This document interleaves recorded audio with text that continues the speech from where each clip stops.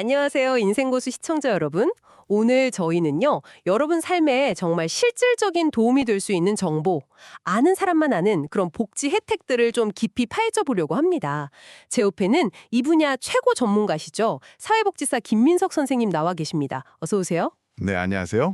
오늘 저희가 좀 집중적으로 알아볼 게 어르신들이 잘 몰라서 놓치기 쉬운, 하지만 신청만 하면 받을 수 있는 그런 중요한 혜택들이라고요. 네, 맞습니다. 사실 정부나 지자체에서 이미 시행 중인 좋은 제도들이 정말 많거든요. 그런데 이걸 몰라서 정보가 없거나 신청 방법을 잘 몰라서 혜택을 못 받으시는 경우가 생각보다 많아서 참 안타까워요. 그렇죠. 오늘 이 시간에는 여러분이 꼭 아셔야 할 혜택들 좀 명확하게 짚어드리겠습니다. 네, 좋습니다. 그럼 가장 기본적이면서도 또 중요한 것부터 시작해 볼까요? 기초연금이요. 많은 분들이 이미 받으시거나 아니면 예전에 신청했다가 아깝게 좀 안 드셨던 경험도 있으실 텐데요. 네, 바로 그 기초연금. 이게 첫 번째 포인트인데요. 바로 재확인입니다. 재확인이요? 네, 예를 들어 작년에 소득이나 재산 기준에서 아슬아슬하게 탈락하셨더라도요. 실망하실 필요가 없어요. 왜냐하면 매년 이 선정 기준액이라는 게 오르거든요. 물가 상승률 같은 걸 반영해서요. 아, 매년 기준이 바뀌는군요. 그렇습니다. 그러니까 작년에 안 됐다고 해서 올해도 안 될 거라고 그냥 포기하시면 안 되고 꼭 다시 한번 주민센터에 문의를 해보셔야 합니다. 올해는 대상이 되실 수도 있어요. 아하, 이거 정말 중요한 팁인데요. 작년에 안 됐다고 포기하지 말 것. 근데 이게 국가에서 주는 기초연금 말고도 또 뭐가 있다고요? 네, 그게 또 하나의 꿀팁인데요. 일부 지자체, 그러니까 구청이나 시청 같은 곳에서는요. 국가 기초연금에 더해서 자체적으로 예산을 마련해서 매달 한 5만 원에서 10만 원 정도, 이걸 지역 부가급여라고 하는데 이런 걸 추가로 지급하는 곳들이 있습니다. 오, 정말요. 모든 지자체가 다 주는 건 아니고요. 네, 그건 아닙니다. 그래서 주민센터에 기초연금 문의하러 가셨을 때 꼭 이렇게 한번 여쭤보시는 게 좋아요. 저 기초연금 다시 신청하러 왔는데요. 혹시 저희 지역 자체적으로 추가로 주는 노인연금 같은 거 있나요? 이렇게요. 아, 네네. 그냥 가만히 있으면 안 챙겨줄 수도 있으니 꼭 물어봐야겠네요. 알겠습니다. 기초연금 재확인과 지역 부가급여 확인. 자, 그럼 다음은 또 어떤 게 있을까요? 생활비 부담도 만만치 않잖아요. 특히 냉난방비. 맞습니다. 그래서 두 번째는 바로 에너지 바우처입니다. 에너지 바우처. 들어본 것 같기도 하고요. 네, 이게 여름철에는 냉방비, 그러니까 전기요금이죠. 그리고 겨울철에는 난방비, 가스나 등유 같은 거요. 이런 비용을 지원해주는 제도예요. 신청만 해두시면 요금 고지서에서 알아서 딱 차감되는 방식이라 아주 편리합니다. 오, 자동으로 차감된다고요? 그건 정말 편하네요.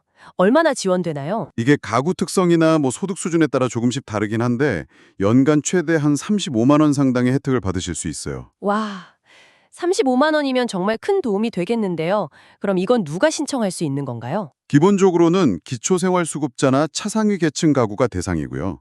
근데 이분들이 아니더라도 가구원 중에 만 65세 이상 어르신이나 장애인 또는 영유아가 포함되어 있다면 대상이 될 수 있습니다. 아, 조건이 좀 더 넓군요. 네. 다만 중요한 점은 이게 매년 신청을 해야 한다는 거예요. 보통 여름 시작 전이나 겨울 시작 전에 신청 기간이 있거든요. 그때 복지로라는 웹사이트나 주민센터에서 신청을 하셔야 그해 여름, 겨울 모두 지원을 받을 수 있습니다. 한번 신청하면 그 해는 쭉 가는 거죠. 네, 매년 신청해야 한다는 점 잊지 말아야겠네요. 에너지 바우처, 좋습니다. 경제적인 지원도 중요하지만 좀 삶의 질을 높이는 그런 지원은 없을까요? 문화생활 같은 거요? 당연히 있죠. 세 번째가 바로 문화누리카드입니다. 아, 문화누리카드. 이건 좀 들어본 분들 많으실 것 같아요. 네, 그렇죠. 이게 연간 12만 원이 충전되는 카드인데요. 이걸로 영화도 보시고, 책도 사시고, 공연이나 전시 관람 같은 다양한 문화활동에 사용하실 수 있습니다. 12만 원이면 꽤 쏠쏠한데요. 그럼요. 주로 기초생활수급자나 차상위 계층, 한부모 가족처럼 문화적으로 좀 소외되기 쉬운 분들을 대상으로 하고요. 신청은 보통 매년 한 2월쯤부터 문화누리카드 홈페이지나 주민센터에서 받습니다. 한번 발급받으시면 보통은 매년 자동으로 재충전이 되긴 해요. 편하네요. 근데 여기서 정말 중요한 주의사항이 하나 있어요. 이 지원금은 그해 안에 다 쓰셔야 한다는 겁니다. 다음 해로 넘어가지 않아요. 2월이 안 되니까 꼭 기한 내에 알차게 사용하셔야 합니다. 아, 그 해에 다 써야 하는군요.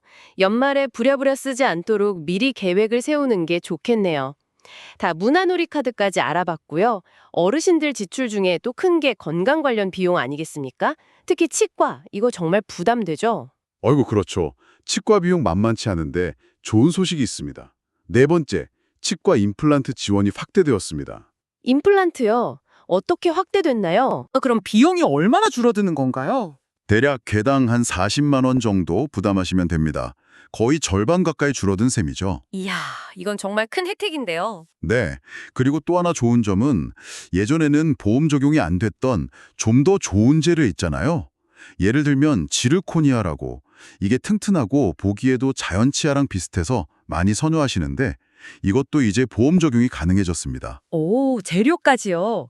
근데 이거 혹시 바로 적용되는 건가요? 아, 그건 중요한 포인트인데요.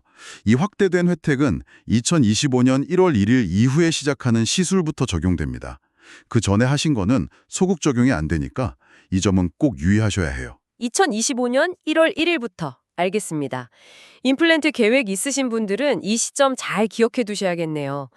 치아만큼이나 또 어르신들이 힘들어하시는 게 무릎 통증인데 이쪽 관련해서도 지원이 있을까요? 네, 있습니다.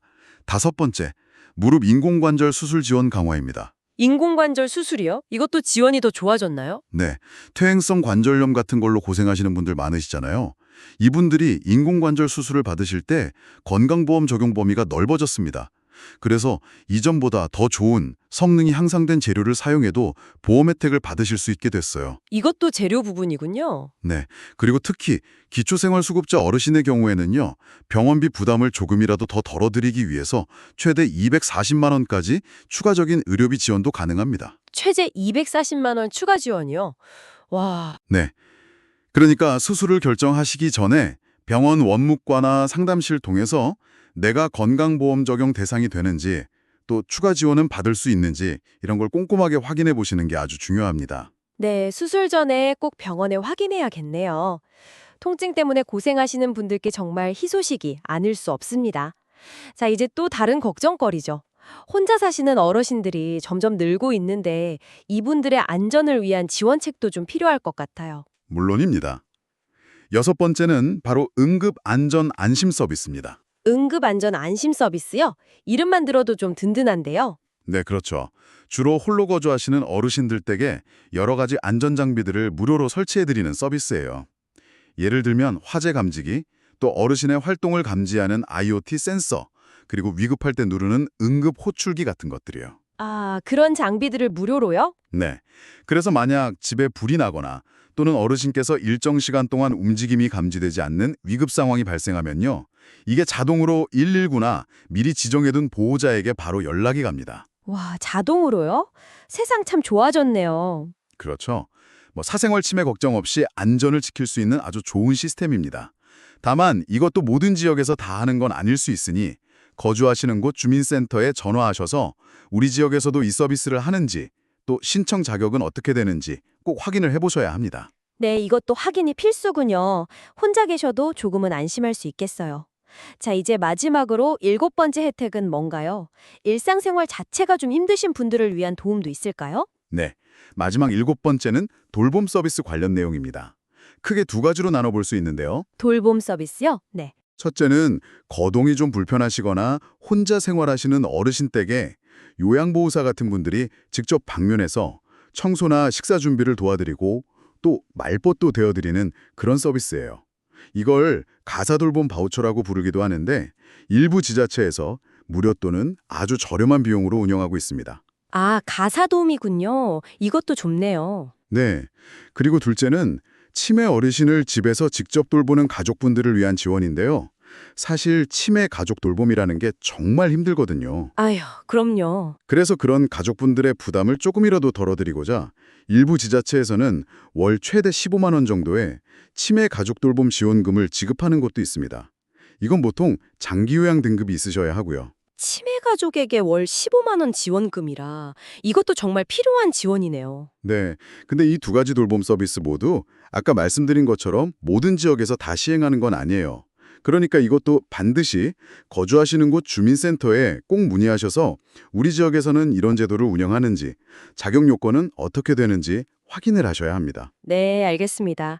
정말 기초연금부터 돌봄 서비스까지 와, 이렇게 다양한 혜택들이 숨어 있었네요. 그렇죠. 근데 오늘 쭉 들어보니까 가장 중요한 건 이 모든 좋은 혜택들이 가만히 있는다고 해서 저절로 주어지는 게 아니라는 점인 것 같아요. 아, 정확히 보셨습니다. 그게 핵심이에요. 에이, 나는 뭐 해당 안 될 거야. 이렇게 미리 단정 짓지 마시고요.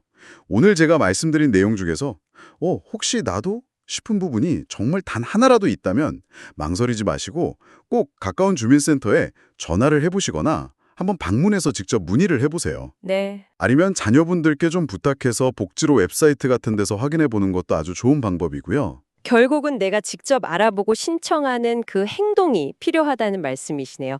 어쩌면 오늘 이 감성을 듣고 아, 나도 한번 알아봐야겠다 이렇게 생각하시는 것 그 자체가 가장 중요한 첫걸음이 아닐까 싶습니다. 맞습니다. 작은 관심 그리고 문의 전화 한 통이 생각보다 정말 큰 혜택으로 돌아올 수 있습니다. 여러분. 네, 오늘 정말 귀한 정보들 많이 얻어갑니다. 오늘 정보가 유익하셨다면 저희 영상에 좋아요 한번 꼭 눌러주시고요. 앞으로도 이런 알짜배기 정보들 놓치고 싶지 않으시다면 구독과 알림 설정도 잊지 말고 꼭 부탁드립니다. 네, 그리고 주변에 이 정보가 꼭 필요할 것 같은 친구분들이나 이웃분들 계시면 오늘 이 영상 내용 좀 널리 공유해 주시면 더 좋겠죠? 아, 그럼요. 함께 알면 더 좋은 정보니까요. 그리고 영상을 보시다가 궁금한 점이 생기시면 언제든지 아래 댓글로 편하게 남겨주십시오. 저희가 또 답변 드릴 수 있도록 노력하겠습니다. 자, 저희는 다음 시간에 더 흥미로운 주제로 돌아오겠습니다. 다음 시간에는요, 60세 이후 모임에서 가장 부러운 사람 1위는 바로 이런 사람입니다. 라는 주제로 이야기 나눠볼 예정이니까요. 다음 영상도 많은 기대와 시청 부탁드리겠습니다. 오늘 함께 해주셔서 감사합니다. 네, 감사합니다.